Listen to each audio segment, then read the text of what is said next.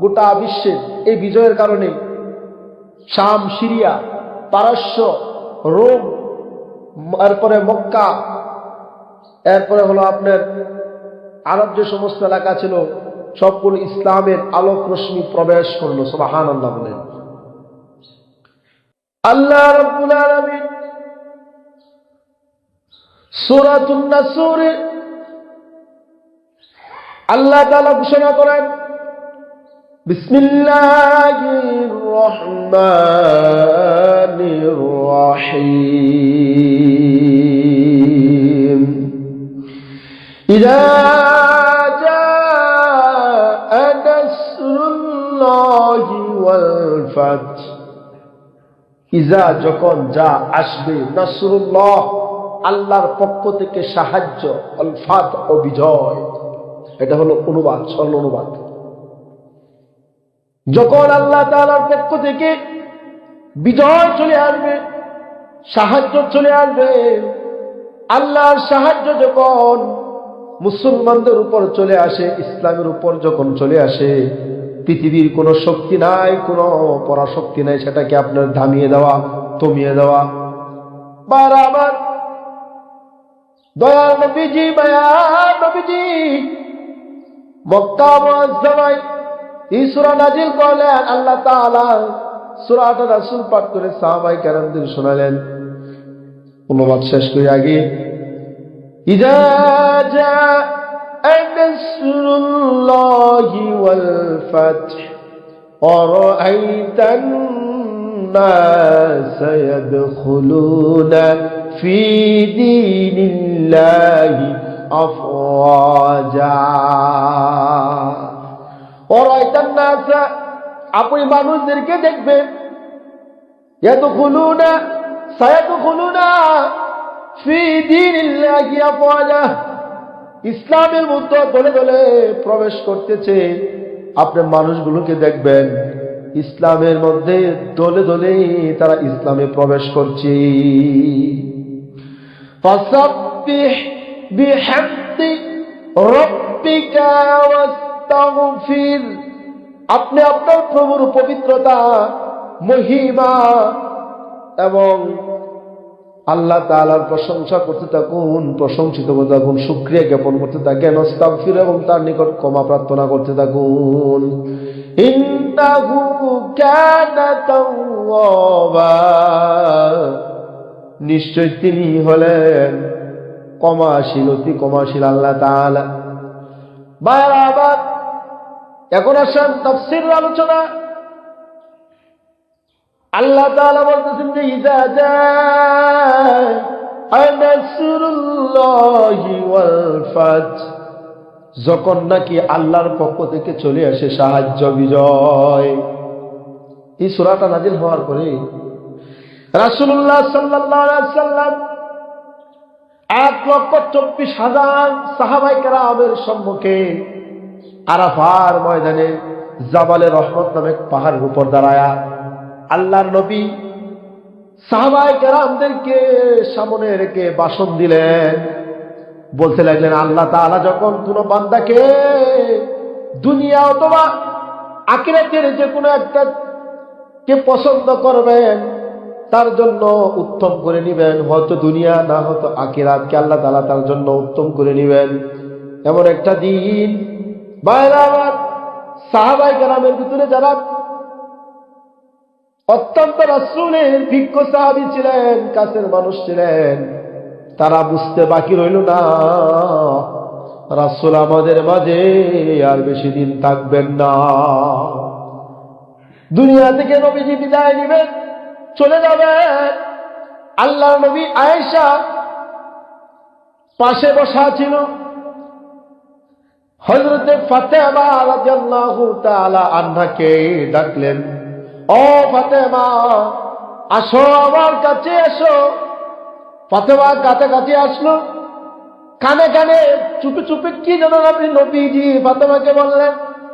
ফাতেমা চোখের পানি ছেড়ে কাঁদতে লাগলো, কান্নারত অবস্থায় চোখের পানি ছাড়তেছে আর কাঁদতেছে। বারবার এরপরে দয়াল নবীজি আবার ফাতেমাকে ডাক দিলেন, আবার কানে কানে কি যেন বললেন।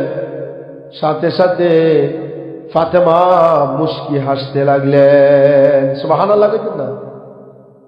আয়েশা সিদ্দিকা রাদিয়াল্লাহু তাআলা আনহা পাশে বসা। আয়েশা বললেন, ও ফাতেমা, তোমার বাবা কানে কানে কি বললো? তুমি কাঁদতে শুরু করলা। আবার কি যেন বললো, তুমি হাসতে শুরু করলা। বিষয়টা বুঝতে পারলাম না। ফাতেমা বলে, ও আমার আম্মা জান, আপনি শুনুন, আমার বাবা কানে কানে বলল, ফাতেমা রে, আমার আর পৃথিবীতে বেশি দিন থাকা হবে না, আমি দুনিয়ার জমিন ছেড়ে চলে যাব। ফাতেমা এই কথা শোনার সাথে সাথে চোখের পানিতে অশ্রুতে ভরে গেল, কান্নারত অবস্থায় কাঁদতে শুরু করে দিলে। বাবা চলে যাবে, বিরহ বেদনা। দেখেন, নবী চলে যাবে, নবীদের চলে যাওয়াটা আর আপনার আমার সাধারণ চলে যাওয়াটা একরকম না। নবী চলে যাবে বুঝতে পেরেছেন, আল্লাহ ওনার দ্বারাতে দিনের কাজ সম্পূর্ণ করে গিয়েছেন। নবী চলে যাবে, ফাতেমা কান্না শুরু করে দিলেন। ফাতেমা বিরহ কষ্টে, কোন সন্তান যদি পাশে বসে থাকে, বাবা যদি বলে, বাবা রে, আমার তো সময় শেষ হয়ে গেছে, আমি চলে যাব, আমি তো আর তোমার সাথে সাক্ষাৎ হবে না, তখন অবস্থাটা কেমন হতে পারে? এবার আমার মৃত্যুর মুমূর্ষ অবস্থায় যদি এমন কেউ বলে, আমার অবস্থা সন্তানের কেমন হতে পারে? ফাতেমা কান্না শুরু করে দিল। এবার আয়েশা সিদ্দিকা রাদিয়াল্লাহু তাআলা আনহা বললেন, ও ফাতেমা, আবার যখন তোমার বাবা কানে কানে কি বললো, তখন তুমি হাসতে শুরু করলে। ফাতেমা বলে, আম্মা জান, আমার আব্বা জান বলেছে, ফাতেমা রে, তুমি কান্দো না, আমার ইন্তিকালের পরে সর্বপ্রথম তুমি আমার সাথে সাক্ষাৎ করবি। সুবহানাল্লাহ বলেন। তাহলে বোঝা গেল কি, ফাতেমাও দুনিয়াতে বেশি দিন থাকবেন না। রাসূলের ইন্তিকালের পরে ফাতেমা দুনিয়া থেকে চলে গেলে, রাসূলের সাথে সাক্ষাৎ হবে। সুবহানাল্লাহি ওয়া বিহামদিহি। প্রিয় ভাইরা আমার, ইসলামের বিজয় যখন চলে আসবে, ইসলামের বিজয় খুবই সন্নিকটে। মক্কা বিজয় হয়েছিল, কিন্তু ইসলামের বিজয় হয় নাই। কিন্তু ইসলামের বিজয় আমরা চতুর্দিক থেকে দেখব, ইসলামের বিজয় সন্নিকটে। মানুষগুলো দলে দলে ইসলামের ছায়া তলে আশ্রয় গ্রহণ করবি, ইসলাম কবুল করবি। উহুদের যুদ্ধে আবু সুফিয়ানের নেতৃত্বে কুরাইশ বাহিনী বিশাল বাহিনী গঠন করেছিল। রাসূলুল্লাহর সাথে সাহাবায়ে কেরামদের সাথে যুদ্ধ হলো। সেই যুদ্ধে রাসূলুল্লাহর 4টি দন্দানা মুবারক শহীদ হয়েছে, 4টি দন্দানা মুবারক ভেঙে ফেলেছে। উহুদের যুদ্ধে ভাইরা আমার, আল্লাহর রাসূলের স্ত্রী ছিলেন উম্মে হাবিবা, আবু সুফিয়ানের কন্যা উম্মে হাবিবা। আবু সুফিয়ান আসলো রাসূলের ঘরে। তখনকার সময়ে উম্মে হাবিবা বিছানা গুছিয়ে তুললেন, বিছানা গুছায়া রাখলেন। আবু সুফিয়ানকে বসতে দিলেন না। আবু সুফিয়ান বলে, ও উম্মে হাবিবা, তুমি যখন আমার কাছে ছিলা তখন ঠিকঠাক ছিলা, তোমাকে যখন মুহাম্মদের কাছে দিলাম, বিবাহ তোমার হলো, এখন তুমি না জানি কেমন হয়ে গেছো, এখন ঠিক মতনে আমাদের সাথে ভালো আচরণ করো না, দেখো না। তখন আবু সুফিয়ান ইসলাম ধর্ম গ্রহণ করেন নাই। ভাইরা আমার, এরপরে সেখান থেকে আবু সুফিয়ান বাহির হয়ে গেল। বাহির দেওয়ার পরে আবু বকরের কাছে গেলেন, যে আবু বকর, আপনি আমার জন্য একটু রাসূলের দরবারে সুপারিশ করুন। উম্মে হাবিবার কাছে গেল, স্থান পাইল না, বসতেই দিল না। বাবাকে মেয়ে বসতেই দেয় নাই, যে ইসলামের চরম শত্রু। ভাইরা আমার, আবু বকরকে বলে, আবু বকর, তুমি আমার জন্য একটু রাসূলের কাছে সুপারিশ করো, আমি যেন রাসূলের কাছে যাইতে পারি। আবু বকর বলে, না, এটা আমার পক্ষে সম্ভব না। তুমি দূর হয়ে যাও না। আগে আবু বকরের আগে রাসূলের কাছে গেলেন, রাসূলুল্লাহর কাছে যখন কাছে গেলেন আবু সুফিয়ান কথা বলার জন্য, রাসূল তার কাছে কথা বললেন না, অন্যদিকে মুখ ফিরিয়ে নিলেন, তার সাথে কোনো আওয়াজ করলেন না, কথা বললেন না। আবু সুফিয়ান সেখান থেকে ফিরে আসলো। ফিরে আসার পরে আবু বকরকে বলে, হ্যাঁ আবু বকর, আমার জন্য রাসূলের কাছে সুপারিশ করো একটু। আবু বকর বলে, না না, তুমি যে কাজ করেছো এটা আমার পক্ষে সম্ভব না।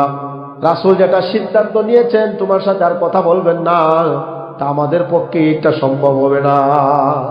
সেখান থেকে আবু বকরের কাছ থেকে ফিরে এসে উমরের কাছে গিয়ে বলে, উমর, তুমি আমার জন্য একটু রাসূলের দরবারে সুপারিশ করো না। উমর আরো গরম। উমর বলে, উমর তো আগে থেকে হট মিজাজের, আগে উনি গরম হয়ে রইলেন। উমর বলে, যদি যুদ্ধ করতে করতে যদি আমার হাতে কোনো তরোয়ার না থাকে, আমার হাতে একটা দাগও যদি থাকে, আমি উমর তোমার সাথে যুদ্ধ করব, তোমারে আমি হত্যা করব। আমার পক্ষে রাসূলের কাছে শাফারত করা সম্ভব না। তুমি আমার এখান থেকে বের হয়ে যাও, বাইর হয়ে যাও, দূর হও, দূর হয়ে যাও এখান থেকে। মারা আমার এবার চলে গেল হযরতে আলী রাদিয়াল্লাহু তাআলা আনহুর কাছে। বলে, আলী, তুমি আমার তো আত্মীয়, আমার কাছের মানুষ, নিকটতম আত্মীয়, তুমি আমার জন্য একটু রাসূলের দরবারে সুপারিশ করো না। আলী বলে, না না, আমার পক্ষে সম্ভব না, তুমি এখান থেকে বাইর হয়ে যাও। আলীর কাছেও সেই সুযোগ পাইল না। এবার গিয়ে বলে, ফাতেমা রে ফাতেমা,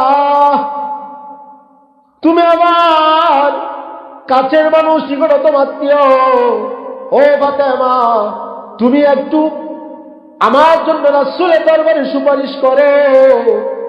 ফাতেমা বললেন, আমার পক্ষে সম্ভব না, বাহির হয়ে যাও। বাইরে আমার ফাতেমার কাছ থেকেও বাহির হয়ে গেল। কেউ তার স্থান দেয় না, কারণ সে তো বড় অপরাধী, সে তো বড় অপরাধী বাইরে আমার। এরপরে দেখা গেল এবার আলী কাররামাল্লাহু ওয়াজহাহু কে বললেন, আলী সবার সম্মুখে আবার মসজিদে বললেন। আলী বললেন, হ্যাঁ আবু সুফিয়ান, তুমি সবার সামনে তুমি বলো আমি যুদ্ধ আর করব না, আমি প্রতিশ্রুতি চুক্তিগুলোকে ভঙ্গ করব, অর্থাৎ আমি আর ইসলামের বিপক্ষে কাজ করব না, আমি যুদ্ধ ঘোষণা করব না, আমি সমঝোতার ভিতরে চলে আসব, মীমাংসার ভিতরে চলে আসব, তুমি এটা বলে যাও। এই কথা বলে আবু সুফিয়ান আবু আলী রাদিয়াল্লাহু তাআলা আনহুর কথা বললেন। আবু সুফিয়ান বলে গেল যে, শোনো, আমার তরফ থেকে যুদ্ধ বন্ধ ঘোষণা করা হলো, সমঝোতার ভিতরে আমি চলে আসলাম। আবু সুফিয়ান চলে গেল। এরপরে একমাত্র যুদ্ধ বন্ধ করে দিলেন আবু সুফিয়ান কে আল্লাহর রাসূল তখন স্থান দিলেন। এই জন্যই পরে সে কালিমা ঈমান এনেছে, লা ইলাহা ইল্লাল্লাহু মুহাম্মাদুর রাসূলুল্লাহ। সকলে পড়েন সাল্লাল্লাহু আলাইহি ওয়াসাল্লাম। সেখানে গিয়ে কালিমা পড়লো, তখন ইসলামের ছায়াতলে আশ্রয় নিল। মায়েরা আমার, ইসলামের ছায়াতলে আশ্রয় নেওয়ার পরে এবার বুখারী মুসলিমে বর্ণনাতে আসছে, আল্লাহ রাসূল সাল্লাল্লাহু আলাইহি ওয়াসাল্লামকে হযরত ওমর বললেন, ইয়া রাসূলুল্লাহ, আপনি আমাকে একবার বলুন, আমি আবু সুফিয়ানের গর্দানটাকে ফালাইয়া দিই। রাসূল বললেন, ওমর, এরপরে অনেক পরের ঘটনা এরকম আসছে যে বদরের যুদ্ধে যারা অংশগ্রহণ করেছে তাদেরকে আল্লাহ তাআলা তাদের জান মাল সব কিছু আল্লাহর হেফাজতে চলে গেছে। সুবহানাল্লাহ। তারা যা কিছু করুক না কেন আল্লাহ তাদেরকে ক্ষমা করে দিয়েছেন। সুবহানাল্লাহ। বদরের যুদ্ধে যারা অংশগ্রহণ করেছে তাদেরকে আল্লাহ তাআলা ক্ষমা করে দিয়েছে। ভাইরা আমার, ইসলামের বিজয় আসলে ইসলামের ছায়া তলে দেখবেন মানুষগুলো দিন দিন চতুর্দিকে দেখবেন ইসলামের আবাস, ইসলামের হুকুমত কায়াম হয়ে যাচ্ছে। কিয়ামতের আগে সারা বিশ্বে মুসলমান আবার শাসন করবে। রাসূলের জামানা থেকে নিয়ে আব্বাসীয় খলিফা মনসুরের আমল পর্যন্ত গোটা বিশ্বটা মুসলমান শাসন করেছে। স্পেন মুসলমান শাসন করেছে, বিভিন্ন জায়গায় মুসলমান শাসন করেছে। আজকে সেই স্পেন মুসলমানের দখলে নাই, খ্রিস্টানরা চালাচ্ছে। সেমনি ভাবে বিভিন্ন জায়গায় বিভিন্ন যুদ্ধ হয়েছে, আবার মুসলমানদের হাতে ক্ষমতা চলে আসবে। যারা নামদারি মুনাফিক মার্কা মুসলমান, এদের জন্য শাস্তি হবে অত্যন্ত ভয়াবহ, জাহান্নাম। আল্লাহ তাআলা বলছেন, আল্লাহ তাআলা আরেক বলেন, আল্লাহু ইয়াশহাদু ইন্নাল মুনাফিকিনা লাকাযিবুন। আল্লাহ সাক্ষ্য দিচ্ছেন মুনাফিকরা হলো মিথ্যাবাদী। মুনাফিক মার্কা মুসলমান যারা, ওরা চাবে না ইসলামের বিজয়, ওরা চাবে কাফেরদের সাথে উঠা বসা করার জন্য। ওরা চাবে নামদারি মুসলমানেরা কখনো ইসলামের বিজয় যাবে না। ওদের কাজ কাম হবে, চলবে আপনার মানব রচিত আইন দিয়ে সমাজ গঠন করার জন্য, তাহলে ওদের দান্দাবাজি করবে না। ভাইয়েরা আবার,